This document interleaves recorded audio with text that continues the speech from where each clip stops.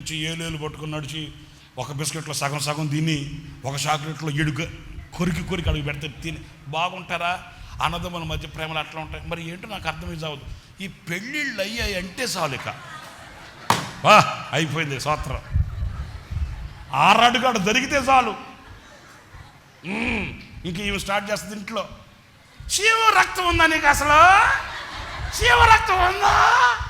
ఇక ఈ పోరు పడలేక ప్రేమను చంపుకొని ఇక ఈ అన్నదమ్ముల ప్రేమలు ఏమవుతాయో నాకు అర్థం కాదు. కానీ వాస్తవంగానైతే అన్నదమ్ముల మధ్య ప్రేమ ఒక రక్తం. అది నేను వాళ్ళ సంగతే కాదు, అమ్మ మహిళా మండలి మీ సంగతి కూడా చెప్తాను. అక్క చెల్లెళ్ళ మధ్య ప్రేమ, అనురాగం, అనుబంధాలు అట్లాగే ఉంటాయి. ఒక రక్తం కదా, ఒక తల్లి గర్భంలో పుట్టి పెరిగిన వాళ్ళమే. నేను ఏ గర్భంలో ఉన్నానో నా తమ్ముడు కూడా ఆ గర్భంలో ఉండి వచ్చినోడు. వాళ్ళ మీద మనం చేయి చేసుకోకూడదు.